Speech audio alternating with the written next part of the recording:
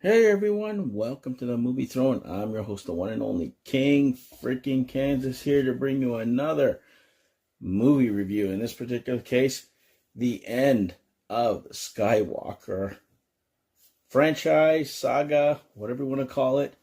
I just finished watching episode 9, The Rise of Skywalker. And boy, was it The Rise of Skywalker, alright.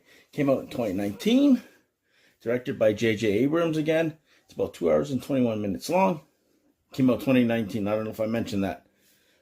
Stars Daisy Ridley, John Boyega, Oscar Isaacs, Adam Driver, of course, Carrie Fisher, Spiritually, Harrison Ford, Mark Hamill, Anthony Daniels, newcomers Naomi Ackie, Richard E. Grant, Keri Russell's in this one, and the list, Billy D. Williams came back, Greg Grunberg, he's also in here.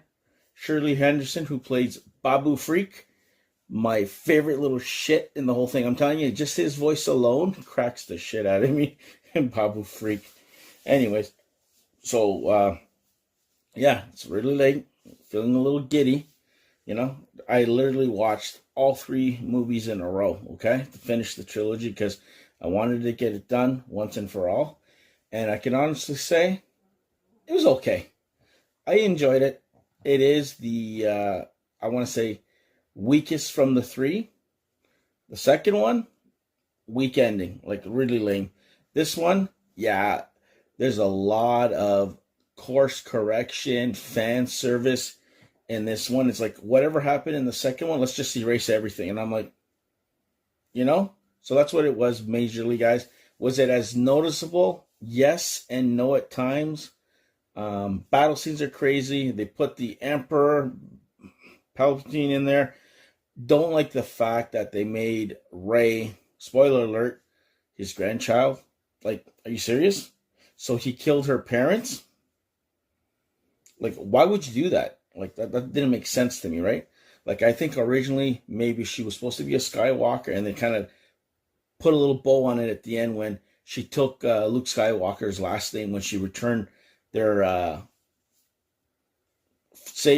lightsabers, buried him in the sand. So when an old lady asks you, "Who are you?" No one's been here around in a while, and she's like, she's looking at their ghosts, Luke and Leia's ghost there, and he's like, Rey Skywalker, and it ends like that, pretty much with little, thing at the end there. I don't know, like I said, a lot of fighting, a lot of big reveals.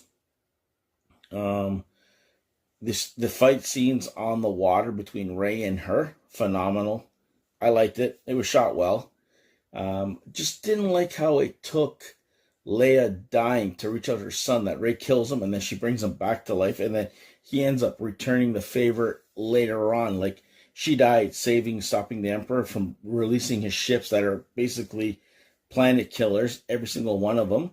And they went from being ambushed in the last one, no one showing up, to all of a sudden, last second, reminding me of Endgame, everybody shows up and they get bailed out. And then conveniently they take things out and the Emperor's like shooting lightning bolts all over the place. And it looks like there's a whole bunch of fucking clones everywhere there as well. He went down kind of easy. But yeah, like, it's amazing. And then, of course, they have to do that little kiss there. I'm like, really? Was that necessary? Got a little weird vibes there. They hate each other's guts, and then it's like, because you saved my life? Whatever, right? You got Finn kind of, I don't know, he didn't even tell her how he felt. Little scaredy cat. He should have. But it turned out well. It's not the worst thing I've seen. The story arc of Ben, Ben, whatever you want to call him, Ben Solo or Kylo Ren or whatever you want to call him, like, that was kind of lame. He went from being a bad guy, he kills his father in the first one, to second one, he could have killed his mother, but he didn't, to the third one, he becomes kind of like the good guy after Rey saves his life. I don't know, I just kind of feel weird how that went on there, and the fight, like I said, the lightsaber fights, phenomenal.